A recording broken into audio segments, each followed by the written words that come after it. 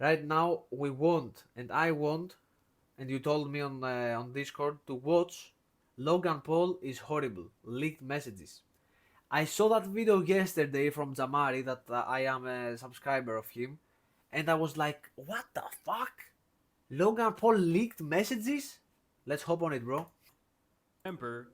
So at this point, it has been Let's almost go. an entire year since Logan Paul decided to file a defamation lawsuit against CoffeeZilla. This, of course, all stemmed from Coffee's coverage of Logan's CryptoZoo fiasco all the way back at the end of 2022. For those of you who might not remember, Coffee was the catalyst to shine light on what appeared at the time to be an abandoned project that Logan was promoting relentlessly the year prior. For the last 6 months, I've been working on my own NFT. By the way, let me tell you something, because I always want to share the information that I already know, okay, to the people, to the YouTube, to everything, even if the video is 40 minutes or even if the video is 10 minutes.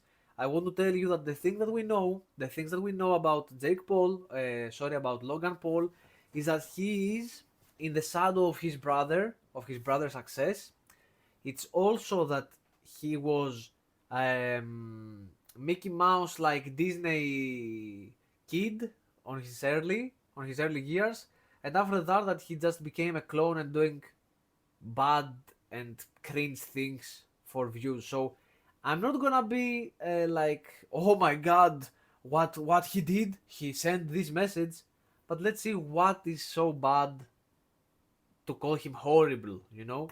Project that I believe is going to change the game. I think there needs to be a fresh take, and this project that I have is that fresh take.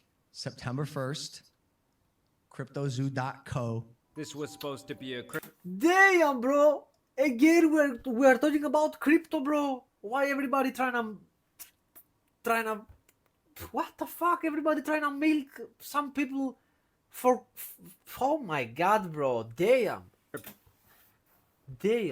NFT based game that would allow investors to collect tokens, buy and hatch virtual eggs, and overall was supposed to bring this unique trading card-esque utility to a space that was on fire at the time. Like we are a game first. Yeah. The token was built as a utility in the game. No one even knows what it is. Now, of course, this did not pan out at all. The project was not very My guy functional Jamari, upon shout out to launch. him. He promises the world a fun. Chat, is it better if I take, okay, we'll do it like this now. I will put my camera here, okay, and I will have subtitles for the video. So if you can't hear something right, or if I can't hear something right, we are going to watch the subtitles. I think it's better. What do you think? Let's try it out like this. Fun blockchain game that earns you money. So we don't lose anything from the lore and stuff. That's what I want.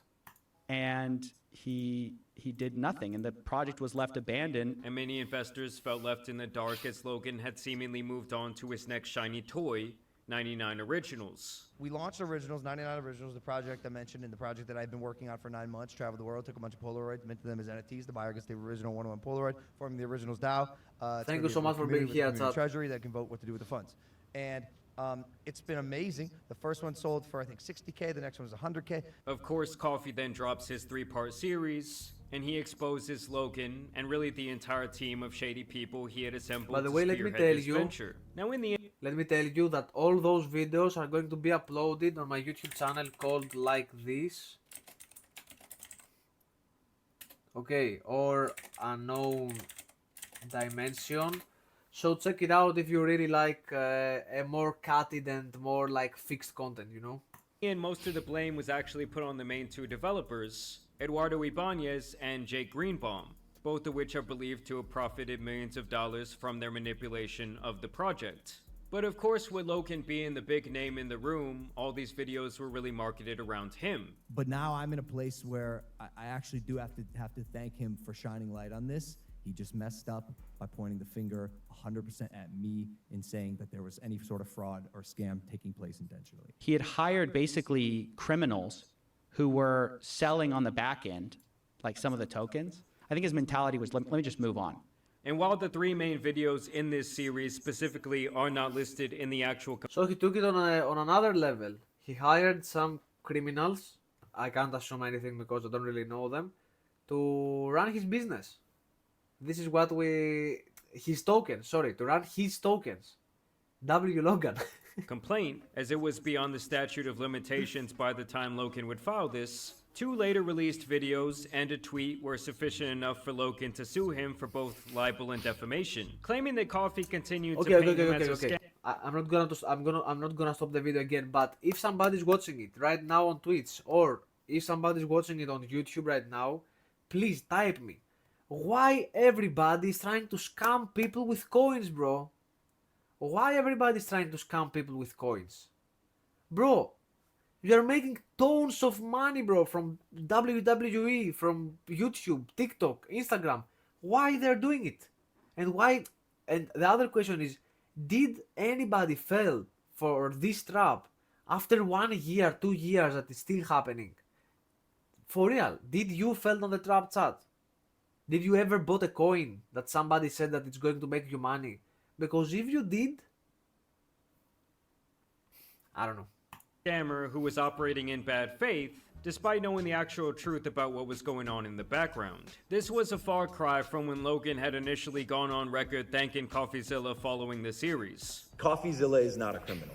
I called him, I apologized. My initial response to his series was that of fire and ego, but the fact is that suing CoffeeZilla is not going to help CryptoZoo holders, so I do need to focus my attention where it should be. Thank you, CoffeeZilla. You have catalyzed this, and I am very grateful for your work and your investigation. But obviously their relationship would sour at some point. It's like a little fucking annoying. It bothers me. And in a statement released the next year in a documentary about his life, his tone was completely different. The CryptoZoo saga is far from over, because it was a one-sided story. I've lost $500,000 on this. Where's the scam? These internet journalists, internet investigative reporters have way too much responsibility on their hands that is being mismanaged and wielded in a really inappropriate way. Although Logan would later have issues with the interviewer from that series, Graham Bessinger, arguing with him during a TMZ interview where Graham says that Logan... He's trying there. He did this, he was coming at you like this, and then he said, how is it a scam? I lost $500,000. Yeah, because thankfully, as I get it, and maybe somebody else is also like on the same way and thinking the same things like me, somebody saved some people from getting like, I don't know, from losing thousands. I don't know. wanted to cut all of the CryptoZoo topics out of the documentary. You're lying. Let me finish. The only issue that was ever communicated was remove this crypto stuff. If CryptoZoo is in there, if CoffeeZilla is in there, I'm not going to promote it. Now that is the face of a man who is allergic to accountability. I mean, at the end of the day, he was the one pumping this project up. Kids are going to care about the blockchain because of my project. Imagine your first experience on the blockchain is with CryptoZoo. And he was the main reason that most people knew about it in the first place. It was a one-sided story. He told it how he wanted to tell it, and told it a certain way that made me look like the captain of this ship. But now he wants to say, oh, I'm not the captain of this ship just because they completely dropped the ball. What responsibility do you feel for what happened? I put way too much trust in bad people. What you just described isn't a scam. I took on a...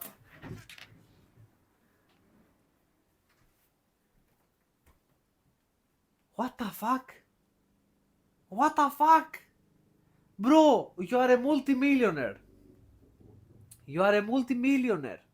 You are making tons of money. And you are saying on a podcast that the only problem is that you just put a lot of trust in bad people. This is the thing. Or you just you knew who you are going to hire and you hired the worst and you try to scam people's money.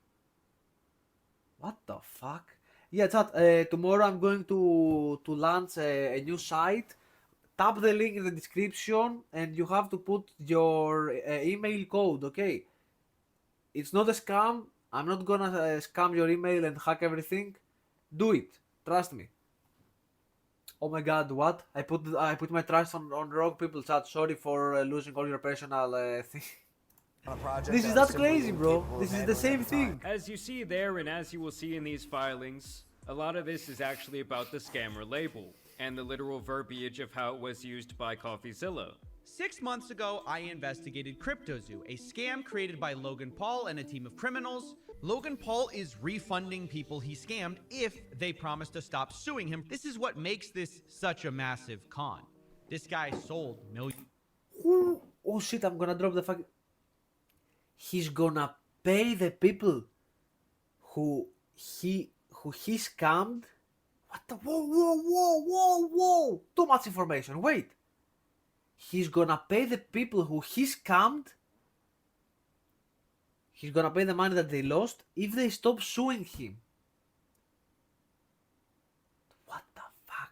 Billions in NFTs, tens of millions of Zoo tokens, and he's not even going to release the thing he promised this whole time with his fans who he scammed. He's a serial scammer who's offering a minority refund as a last-ditch effort to save his wallet and his reputation.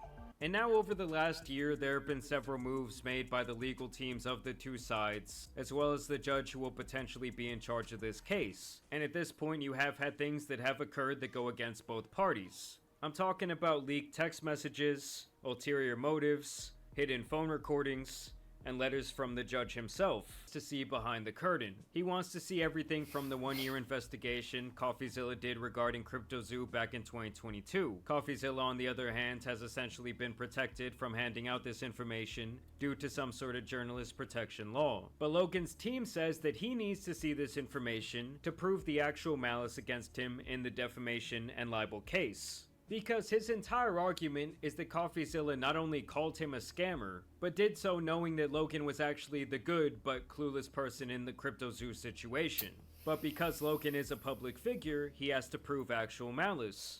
So he says he needs the text messages, the video and audio recordings, and really anything else from that period of time to do so. His team also seems especially interested in receiving the text messages sent between CoffeeZilla and a YouTube lawyer named Attorney Tom. But we'll get back to that agenda here in a second. Now after this, Coffee's team tried to get this trial to motion for judgment, which basically means they want everything to stop right now, and they want the case to be decided based on the information provided in this pre-trial. Their argument is that when Coffee called Logan a scammer, it was simply hyperbole, and that no one should take his statements to literally mean that Logan committed actual fraud. They also argued that this was all a matter of opinion, citing a disclaimer Coffee places in the description boxes of his videos. But the judge actually blamed Coffee placed. This video is an opinion and in no way should be construed as statements of fact. Scams, bad business opportunities, and fake gurus are subjective terms that mean different things to different people. Wait, bro. Yeah, but you made a name out of calling people like scammers. I don't say that it's wrong, since it's proved that it's right, but if I make a channel that say this is a killer, he's a scammer, he is this, he is that, but don't call me for anything, I have no idea what I'm talking about. It's a little bit double-sided, so. In the description boxes of his videos. But the judge actually did not agree with this, and he denied their motion to expedite the trial, which to me means he thinks that Logan might actually have a case here. And this would lead to them being able to file an objection to his decision, and this is where Coffee's team reveals these text messages between Logan and a friend, saying that Paul brought this lawsuit about to silence and intimidate his critics from speaking about him. In a text from December 2022, Logan would say, "Lawyering up, suing this motherfucker into the ground. Then everything will come out. Court docs public." Whoa, this is huge information, bro. Huge.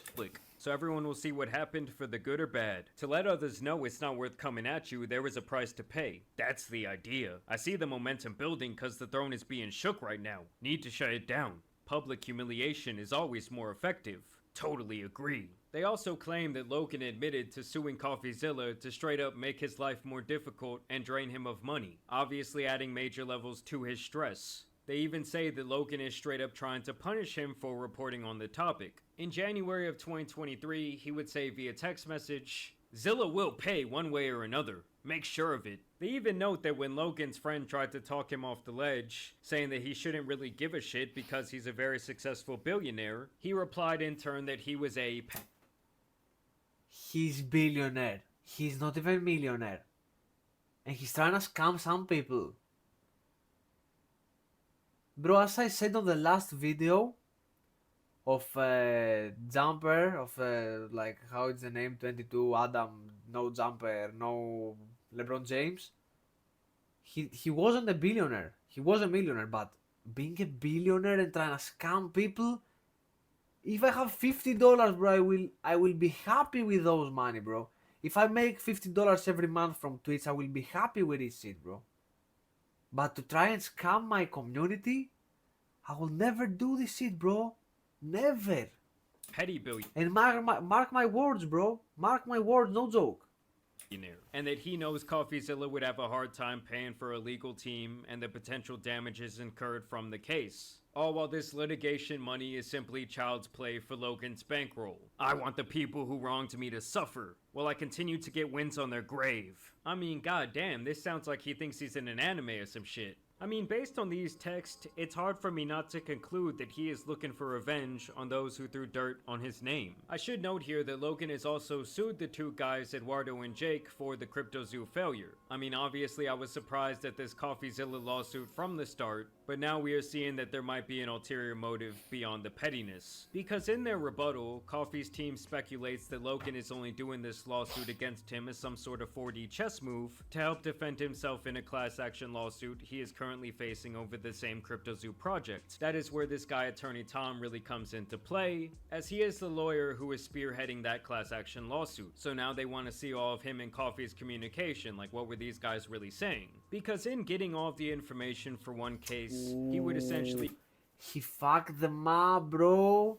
He fucked them up. He put everybody in the same jar, and now he's shaking it like this. But he's also himself inside, and he's shaking it, but he's inside this jar also. What? be getting a lot of the information for the other, as he has admitted that he learns a lot about what happened due to Steven's coverage of the topic, things he himself being directly involved did not know. I found out things watching his series. Like, dude, I was at the airport when I watched the part where he said Jake's had stolen. Of course. I was like, what? $6 million.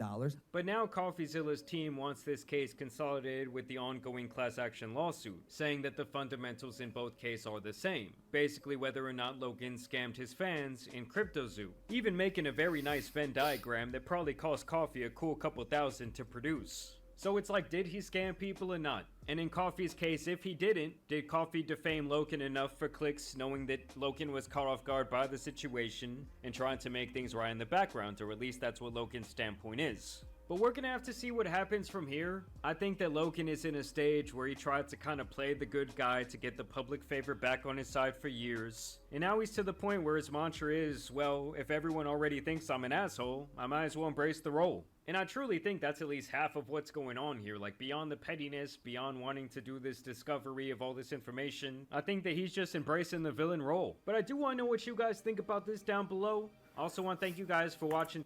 Wait. Okay, since this video is also done, we don't have the whole information about what Logan did at the end of the day, right? I'm not misled for some reason, no.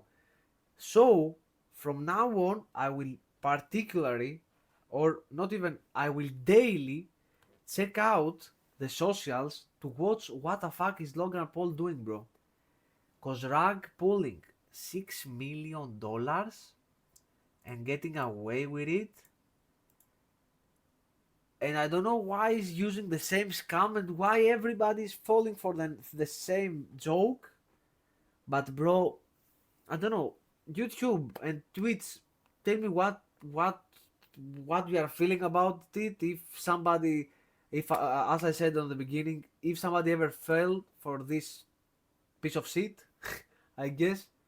But damn, bro, even Logan Paul, the Disney kid, wow.